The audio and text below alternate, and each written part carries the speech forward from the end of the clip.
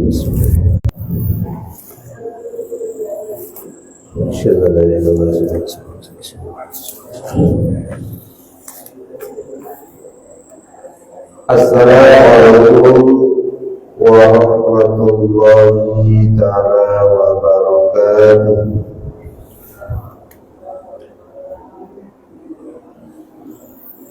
Bismillahirrahmanirrahim. Alhamdulillahirabbil alamin. Tabaraka wa ta'ala.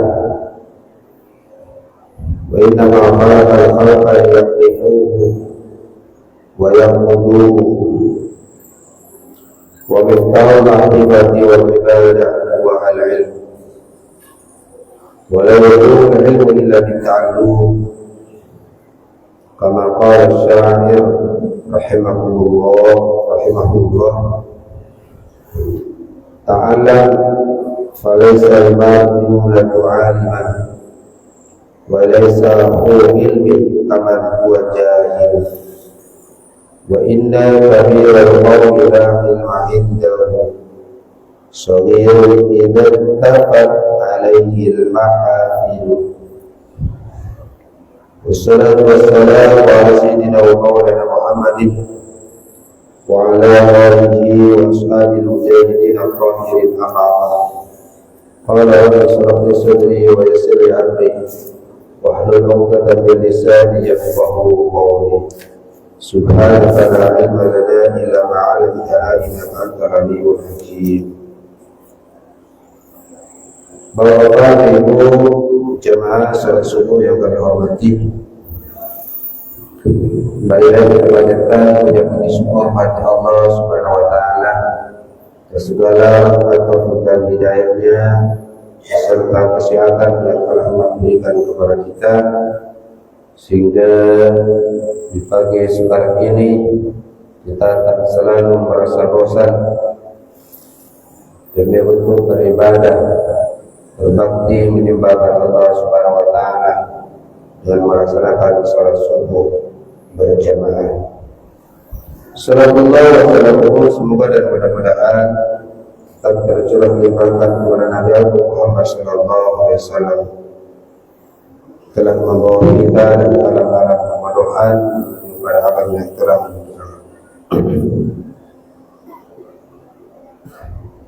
Bapak Ibu hadirin wal hadirat yang berbahagia, sebelumnya kami kemarin mendengarkan di YouTube-nya ya, kami merasa ada beberapa pertanyaan ya kemarin yang seakan belum dijawab. Ya kemarin kan belum dijawab. Di antaranya ini pertanyaan dari Ustaz kita, Ustaz Budul Al-Bab ini ya. Kemarin bertanya tentang masalah perbedaan tugas muqaddamat ya Ustaz ya. Iya. Dan juga kemarin ada juga kami juga buka pertanyaan juga tak terjawab. Jadi perbedaan antaranya mayit dan jenazah. Biasa pernah nanya itu ya. Iya. Ini perbedaannya Bapak Ibu yang akan hormati. Perbedaannya antaranya mayit dan jenazah. Ya. Ini sebetulnya boleh dikatakan sama saja. Cuma itu sudah dijadikan istilah ya. Dan sebagian orang mau kemana? Ditanya mau kemana? Mau menghadiri jenazah, pemakaman jenazah. Mau kemana? Mau menghadiri pemakaman masjid orang mati. Ada lagi yang jawaban yang lain lagi. Mau kemana? Mau menghadiri fardu kifayah. Ya, itu semua yang merupakan istilah. Cuma kalau kita ditanya perbedaannya adalah kalau mayit Kalau mayit ialah orang matinya, itu orang mati. Ini kalau mayit, kami menemukan mayit. Ini kalau mayit adalah orang matinya, itu orangnya. Dan kebiasaan mayit ini mengatakan mayit ini adalah merupakan orang yang meninggal yang belum terurus, yang belum diurus. Di kita ini di tengah jalan, saya menemukan mayit. Berarti kalau kita mengatakan menemukan mayit, berarti orang meninggal belum diurus alias belum dimandikan, belum dikafani, dan belum diletakkan di keranda. Kalau sekarang jenazah, ya mayit yang sudah ada di keranda, yang sudah ada di kerandanya, ini adalah jenazah. Ini adalah kalau kita menanyakan perbedaannya. Kalau mayit ialah orang meninggal, orang mati yang belum diurus, masih belum dimandikan, masih belum disolati dan sebagainya, dia adalah mayit. Kalau jenazah adalah orang meninggal, mayit yang sudah diurus, dia sudah dimandiin, sudah dikafani, dan sudah dimasukkan ke kerandanya. Ini adalah jenazah. Tapi itu semua adalah merupakan istilah. Kalau sekarang fardu kifayahnya adalah kumpulan daripada urusan mayit. Fardu kifayahnya mandikan, menguburi, memirikan, dan juga salat adalah fardu kifayahnya. Sekarang pertanyaan yang kedua, apakah ada perbedaannya tugas daripada malaikat munkar dan nakir di alam kubur? Ulama juga mengatakan malaikat munkar dan nakir ini adalah tugasnya adalah sama, yaitu menanyakan mayit di alam kubur. Kedua-duanya itu yang bertugas untuk menanyakan mayit di alam kubur ini adalah munkar nakir.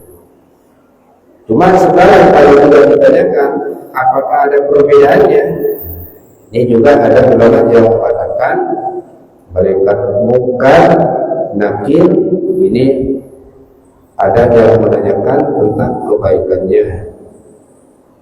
Malaikat munkar menanyakan kebaikannya, nakir menanyakan kesalahannya.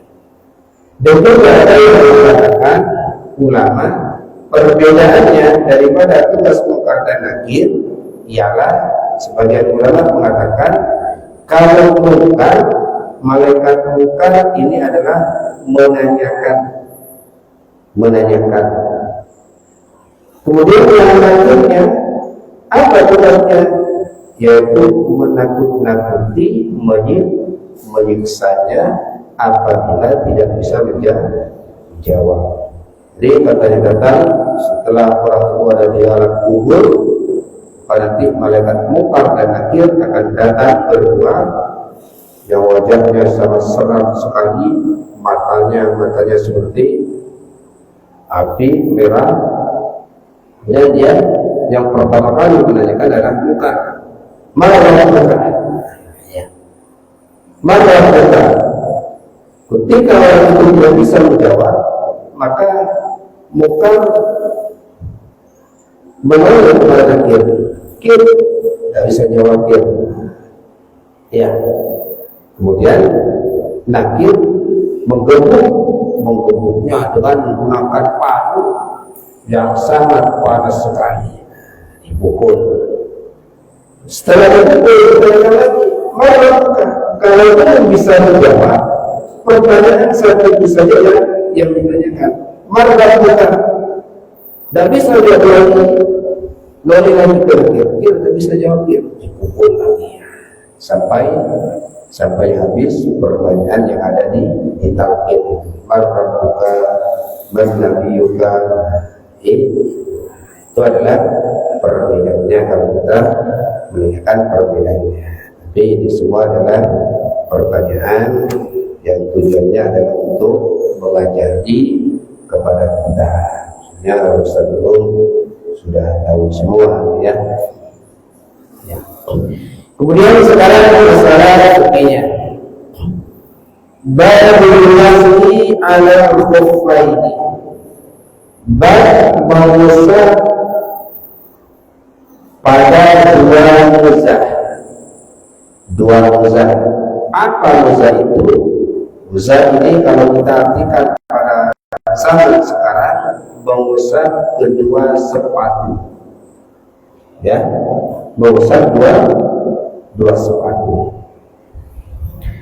Baru ini, bab ini menerangkan mengusap dua sepatu ketika kita ini melaksanakan wudu. Ini bapak-bapak, ibu-ibu yang kami hormati, ini kita ini diperbolehkan mengusap kedua sepatu ketika kita ini berwudu bersesuci, ya. Ketika sepatu ini ya repot untuk dibuka kalau semuanya repot, ataupun dalam keadaan apa, biasanya ini para supir, ya, supir truk, supir bus, ini kalau di Jawa banyak menggunakan sepatu kerja itu, ya. Ini ketika mereka itu ingin wudu, ya, ingin buka sepatunya repot, ataupun karena waktu sudah mepet semuanya, ini tidak usah dibuka sepatunya, cukup diusap saja. Ini boleh. Tapi dengan syarat sebagai berikut. Al-Qur'an dua sepatu yang boleh kita usap, maksudnya diusap, ini perbedaannya Bapak Ibu yang akan mengerti antara yang membasuh dengan mengusap, ini lain. Kalau membasuh ya dibasuh, harus terkena air semuanya. Kalau mengusap walaupun sebagian boleh. Contohnya kita ini kalau berwudu, ya, membasuh wajah ya itu semuanya wajah terkena air. Membasuh tangan juga terkena air semua. Tetapi ketika itu mengusap kepala, maka boleh sebagian. Begitu juga mengusap sepatu, ini yang diusap ialah sebagian saja, tanpa dibasahi. Apa yang ini? Luar berfungsi yasduru dari al-badan makin ini. Sepatu yang boleh diusap tanpa membuka sebaik itu ketika melaksanakan wudu ialah harus sepatu yang bisa menutupi kedua kaki, maka letak bayi, dan juga kedua mata kaki. Jadi boleh berwudu andai kata kita menggunakan sepatu yang tidak usah dibuka, tetapi cukup digusap saja, dengan syarat sepatunya itu harus menutupi kesemuanya telapak kaki dan juga menutupi kedua mata kaki. Kalau semuanya sepatunya ada sampai menutupi mata kaki, maka tidak boleh. Tidak harus dibuka kalau kita menggunakan wudu. Dan kedua sepatu itu mutafatun yang terbuat min jildin, yang terbuat dari kulit, atau lainnya kulit, yaitu terbuat daripada bahan-bahan yang kuat. Kalau semuanya kita diusap, dilelak dengan air, maka tidak sampai menembus ke dalam. Walaysa minas sunatis sabitati ali Nabi sallallahu alaihi wasallam. Dan kedua seperti ini adalah merupakan sunnah yang telah diberikan oleh Rasulullah sallallahu alaihi wasallam. Ini adalah punya sunnah, tapi dengan syarat-syarat tertentu. Seperti Rasulullah dalam hadis, waqala Sayyidina Hasan al-Basri, haddatsani sab'una sahabiyan anna an-nabiy sallallahu alaihi wasallam masaha ala khuffaihi. Diceritakan daripada Sayyidina Hasan al-Basri, haddatsani sab'una sahabiyan, katanya beliau, katanya Hasan al-Basri, saya pernah diceritai oleh kurang lebih 70 sahabat. Ini katanya Hasan al-Basri, saya pernah diceritai kurang lebih 70 sahabat. Ada 70 sahabat cerita kepada saya. Cerita bagaimana? An-Nabi sallallahu alaihi wasallam masaha 'alal khuffaini, bahwasanya Rasulullah itu pernah melaksanakan wudu yang mana beliau itu memakai sepatunya tidak dibuka. Ini Rasulullah melaksanakan wudu yang mana Rasulullah itu memakai sepatu Musa, pada zaman dulu Musa, dan sepatunya itu tanpa dibuka. Kemudian bagaimana wudunya? Ketika membasuh kaki, ini cuma diusap sepatunya saja. Sehingga dengan adanya hadis ini, membasuh sepatu ketika melaksanakan wudu, ini adalah merupakan kesunatan dari Rasulullah SAW.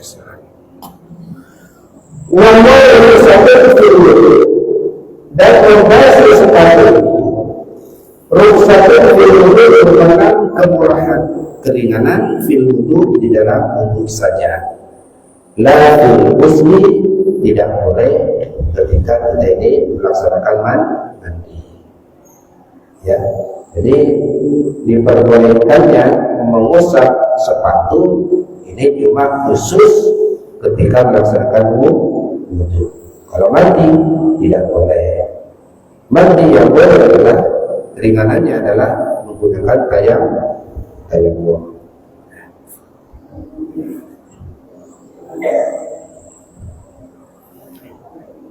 Akan bermaksudnya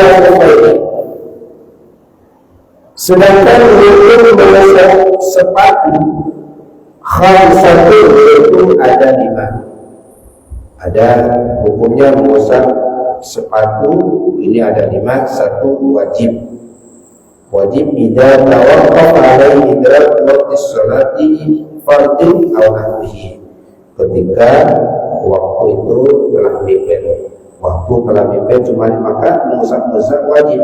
Jadi kita ini akan melaksanakan wudu, akan melaksanakan salat seumpamanya ya, waktu zuhur, kemudian zuhurnya itu sudah mepet. Andai kata kita ini masih mau membuka sepatunya, maka waktu akan habis seumpamanya, karena sepatunya repot, ada diikat tali dan sebagainya. Kalau nanti membuka sepatu maka waktunya akan habis, maka ini adalah hukumnya wajib. Mandul juga sunat. Mubah diperbolehkan, makruh, haram. Ini adalah hukum-hukum membasuh wajah. Dan membasuh wajah ada batas-batasan tertentu, yaitu mempunyai masa. Diperbolehkan yang membasuh wajah sepatu kemudian dimasuki, ialah ini yang wadah.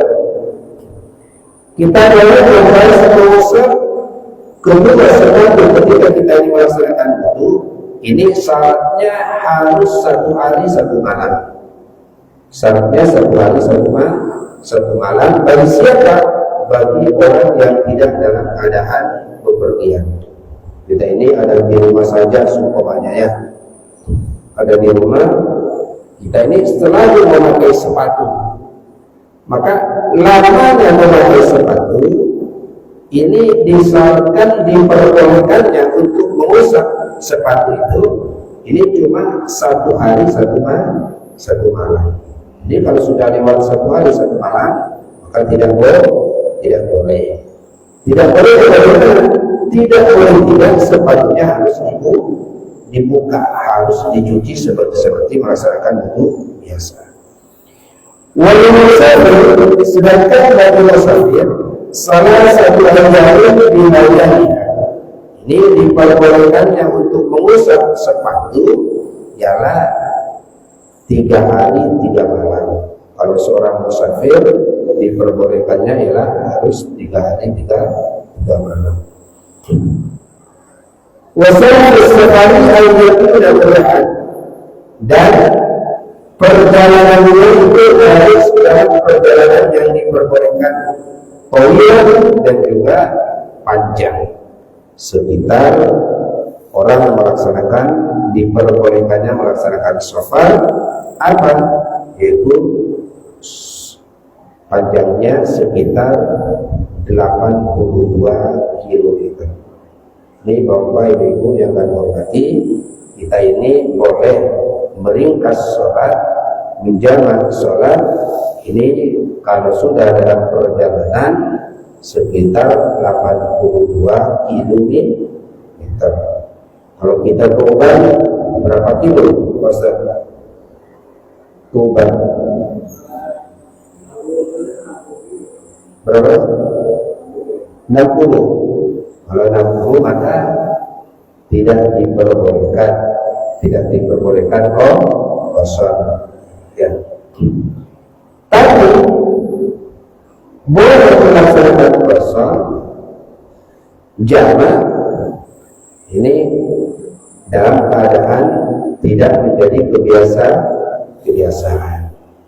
Jadi Bapak Ibu yang akan menghormati, melaksanakan jamak sholat ya, ataupun melaksanakan jamak sholat ini syaratnya ialah harus 82 km. Boleh terjadi kapan saja, baik menjadi kebiasaan atau tidak. Tetapi sekarang kalau seumpamanya kurang daripada itu, kurang daripada 82 km, boleh, tapi jangan dijadikan kebiasaan. Jadi sekarang semuanya kita ini pergi ke Tuban hari ini semuanya ya, hari ini. Ketika sebelum kita berangkat, kita ini berangkat mau pergi ke Tuban, maka kita ini boleh berjamak zuhur dengan asar.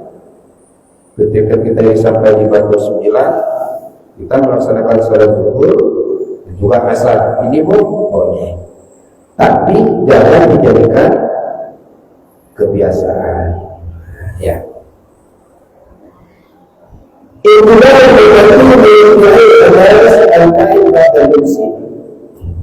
dan lagi syaratnya Bapak Ibu yang akan menghormati, yaitu harus dalam keadaan sunyi waktu memakai sepatu. Harus dalam keadaan suci waktu memakai sepatunya. Ini semuanya sekarang ada orang telah dia pakai sepatu. Jadi waktu memakai sepatu dalam keadaan suci, kemudian di tengah hari nanti sumbernya batal wudhunya. Jadi kita ini diperbolehkan wudhu seperti biasa, basuh tangan sebagainya. Setelah sampai kepada kakinya, maka kakinya tidak usah dibasuh, alias sepatu yang tidak usah dibuka, cukup mengusap sepatunya saja. Ya. Tapi tadi karena waktu memakai sepatu sudah dalam keadaan suci. Kalau sudah dalam keadaan baru diperbolehkan. Bukan dia itu waktu hadas, sekarang tidak punya wudhu semuanya hadas. Kemudian dia baru pakai sepatu. Waktu pasang sepatu ini dalam keadaan tidak punya wudhu. Dan nanti kalau dia wudhu, ini tidak boleh. Harus dibuka sepatunya. Dan bagaimana ada di rumah? Kan batasannya 1 hari 1 malam. Jadi semuanya sekarang ini dalam keadaan wudhu. Waktu pagi-pagi sekarang, waktu punya wudhu pakai sepatu. Berarti ini dalam keadaan suci kan? Suci. Kemudian nanti ingin melaksanakan sholat zuhur, wudhunya batal. Sholat zuhur wudhunya batal. Maka waktu wudhu sholat zuhur boleh. Apa nanti isya? Sekarang ada sepatunya, nanti isyanya lagi, ya isya. Batal wudhu boleh pakai, boleh pasang sepatunya. Apa nanti sampai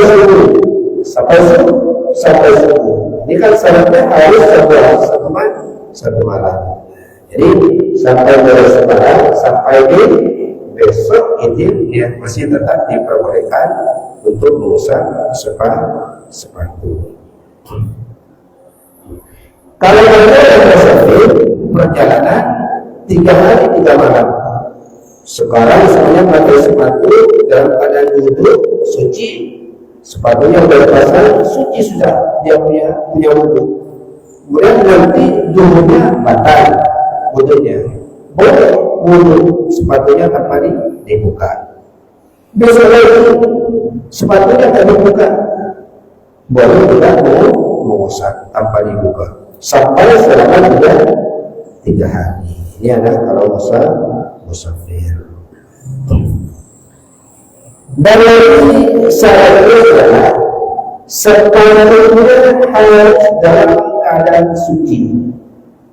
Sepatu yang dipakai harus dalam keadaan suci, alias sepatunya tidak najis. Jadi kalau bapak ibu kalau ingin nanti sepatunya, kalau kita berwudu tidak payah melakukannya, maka sepatunya harus dalam keadaan suci, najisnya tidak ada. Kemudian lagi ialah syaratnya sepatunya ialah harus bisa mencegah daripada menggunakan air kepada kakinya. Adakah ketika besar sepatunya, maka air tidak menyerap ke dalam. Dan syaratnya lagi ialah sepatu itu harus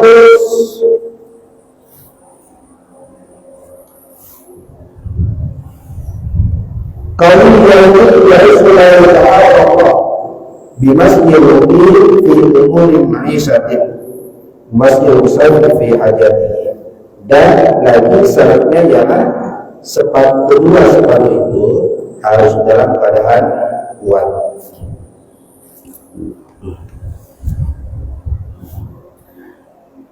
Syarat lagi yang seterusnya ialah Allah yasnah billahi siman ada surat. Orang yang memakai sepatu harus tidak dalam keadaan hadas besar. Tidak dalam keadaan hadas besar. Kenapa? Li'anna mas'a al-khuffaini badalun an ghaslil rijlaini fil wudu' la fil ghusli. Karena mengusap kedua sepatu itu sebagai ganti daripada mengusap kedua kaki. Fil wudu' dalam berwudu' la fil ghusli, bukan sebagai ganti daripada mandi. Jadi bapak ibu yang kami hormati, kalau kita ini kalau punya hadas besar, maka tidak boleh tidak sepatunya harus dibuka. Kalau masih, sedangkan caranya untuk mengusapnya adalah apa dulu al-wajib. Paling sedikitnya mengusap kedua sepatu itu adalah mas'oma yukrahu alaihi ismul mas'i ala a'lal khafi walau yasiran, ialah mengusap atasnya sepatu itu saja. Jadi kalau kita ingin mengusap sepatu, yang diusap ialah cukup atasnya sepatunya saja. Jadi kalau di bawah sepatu tidak usah diusap, cuma di atasnya saja.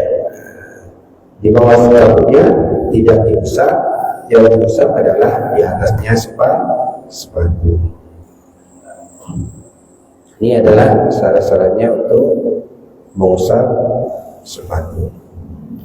Sedangkan yang selanjutnya adalah mungkilatul masih salah satu. Sedangkan sekarang yang membatalkan wudhunya seseorang yang mengusap kedua sepatu itu ialah khalqul khuffi kullahu aw ba'dihi walau yasiran. Ialah yang bisa membatalkan ialah dengan membuka sepatu itu.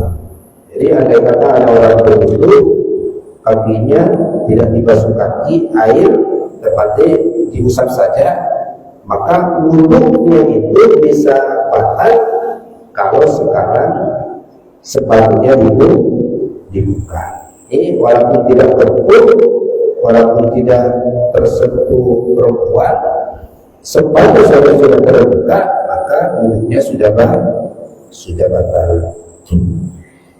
Yang membatalkan yang kedua adalah intihaul muddati, habisnya masa diperbolehkannya mengusap-usap. Ialah bagi orang musafir masanya 3 hari. Kalau bagi orang yang tidak musafir, yang masih ada di rumah, ialah masanya 1 hari 1 malam.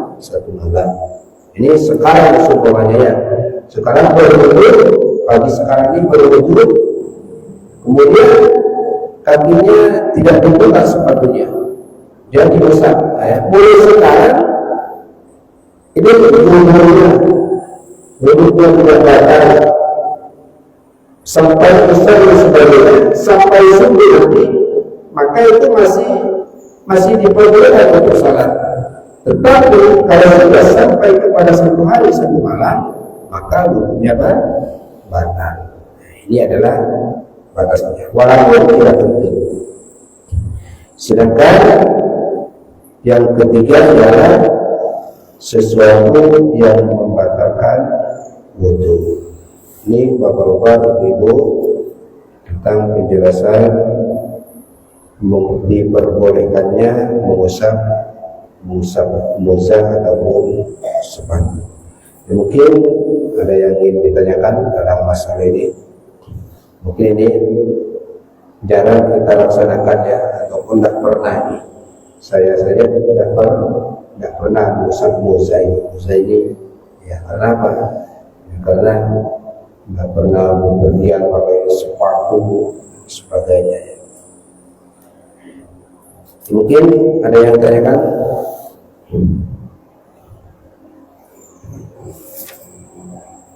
Assalamualaikum warahmatullahi wabarakatuh. Waalaikumsalam warahmatullahi wabarakatuh.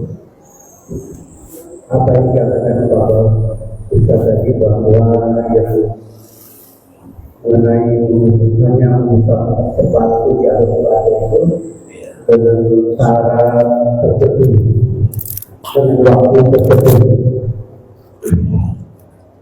Mungkin pas kesempatan kami lagi menjelang batas suci, Pak. Mungkin yang apa jelaskan saya. Kemudian kalau kita sekarang menemukan seperti itu, usaha kita mungkin anak kecil yang pernah membaca di depan bahwa tak boleh batas suci itu, Dia melihat orang pakai sepatu, pasti anak kecil juga menegur, Pak, buka sepatunya. Gitu. Dan saya tanyakan begini,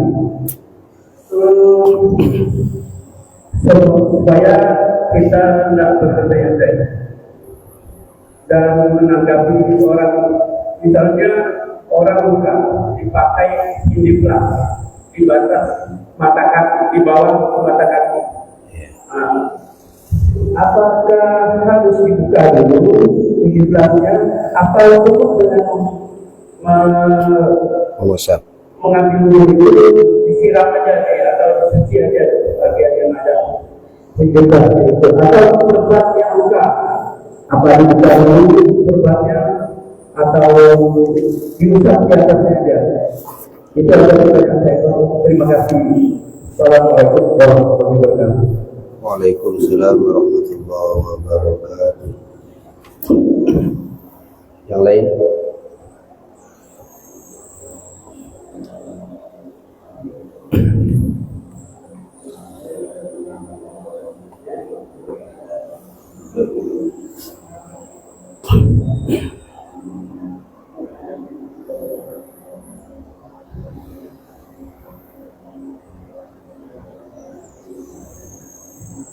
Assalamualaikum warahmatullahi wabarakatuh.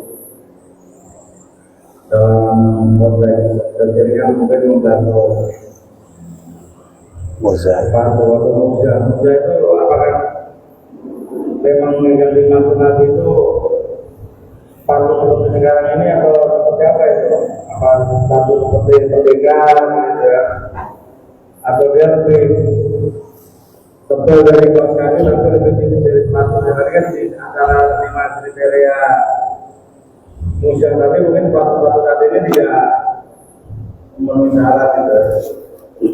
Yang kedua, apakah orang luka terus diperban itu bisa dikiaskan dengan sepatu moja ini? Artinya orang yang luka diperban ketika perban tidak perlu dibuka.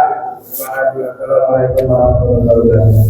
Waalaikumsalam warahmatullahi wabarakatuh. Terima kasih. Pertanyaan yang tadi yang pertama yang tidak ngerti kan ini. Batas masjid gimana maksudnya? Yang masjid katanya?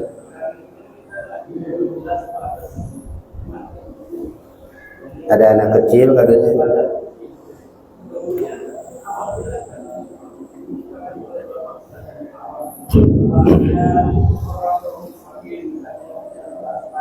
Ya, pakai mic.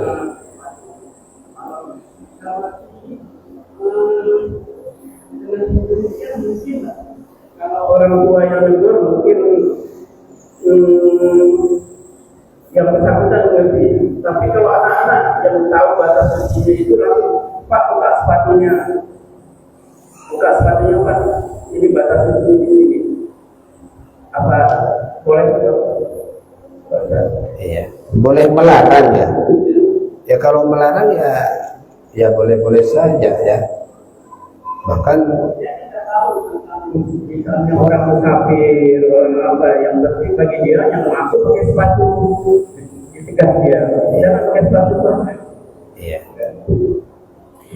Jangan seharusnya kita ya melarang ataupun memberitahu.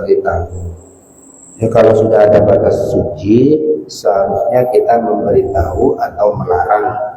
Apalagi sepatunya sampai diyakini ada najis, maka wajib untuk melarangnya untuk dibawa ke batas suci.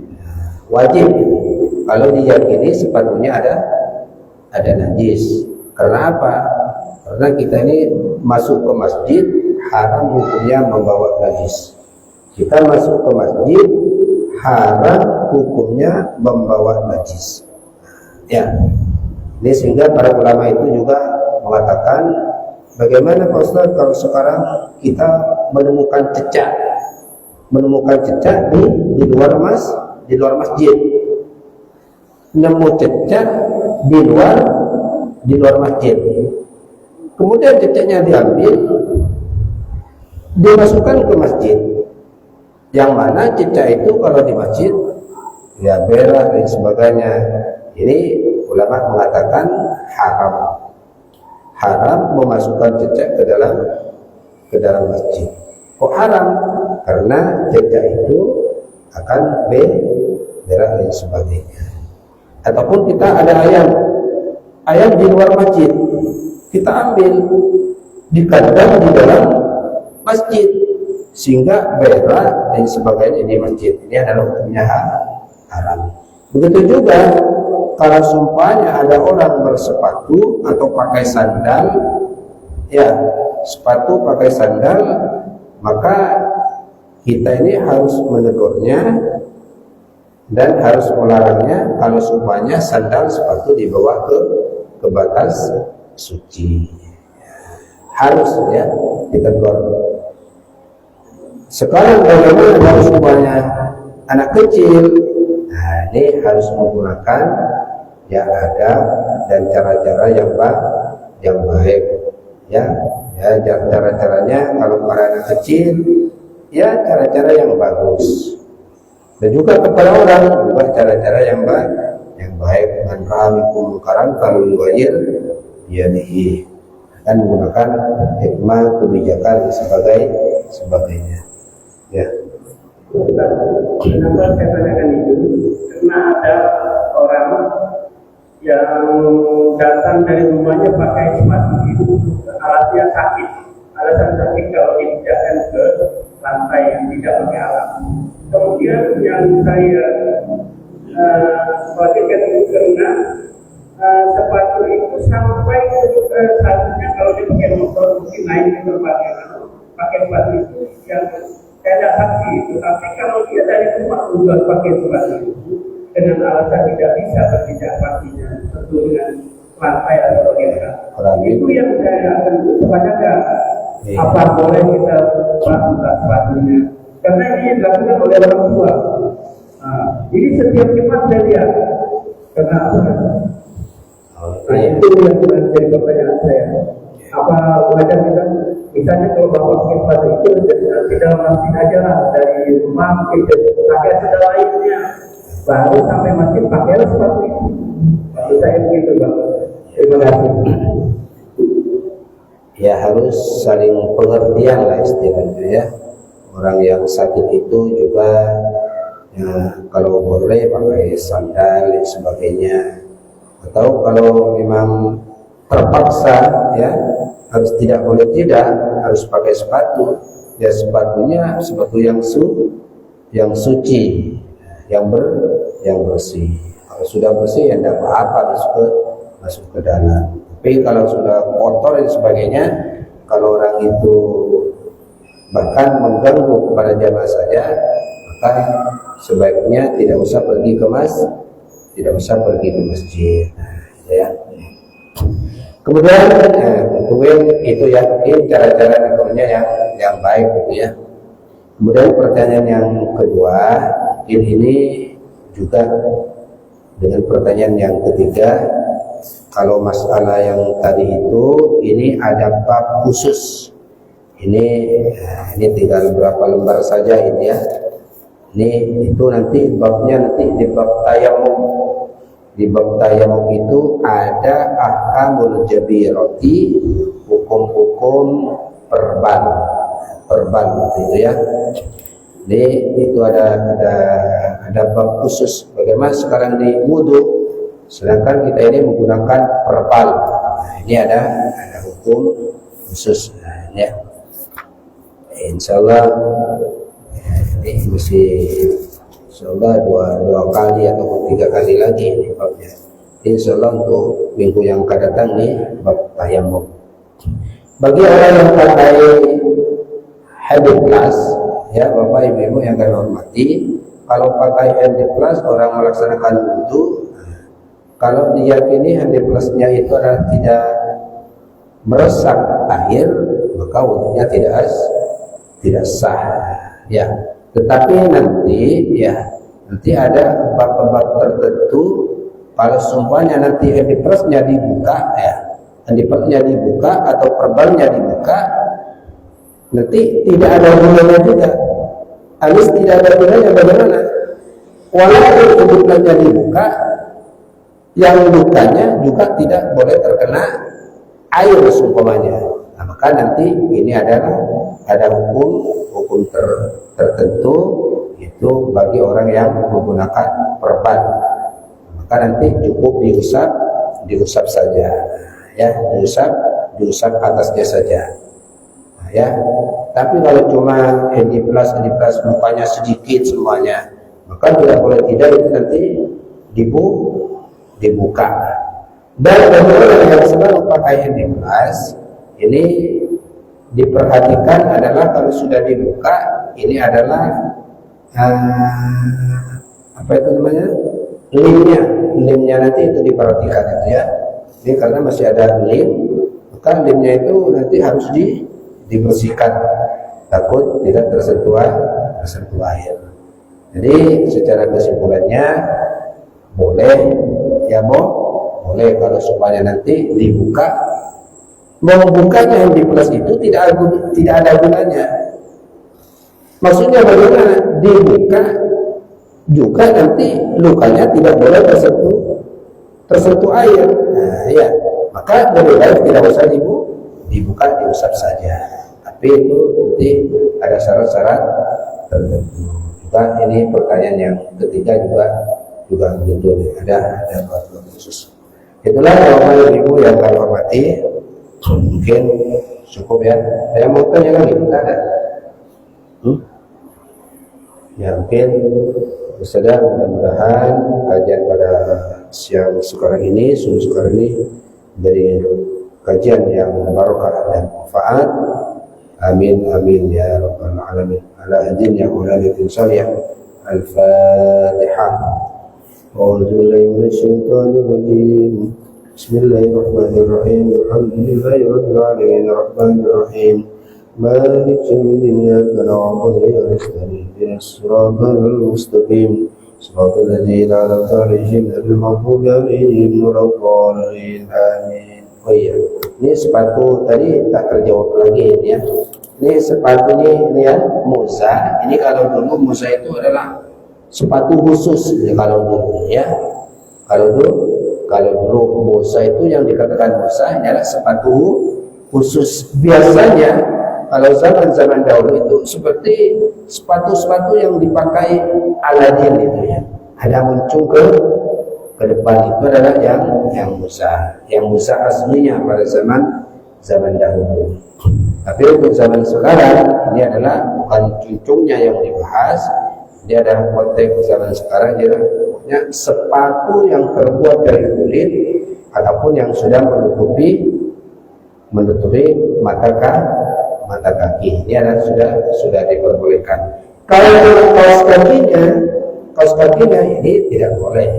Ini adalah yang sepatu yang sudah terbuat dari kulit. Ini Bapak Ibu hormati, dari kami kurang lebihnya wabillahi taufiq wal hidayah. Wassalamualaikum warahmatullahi wabarakatuh.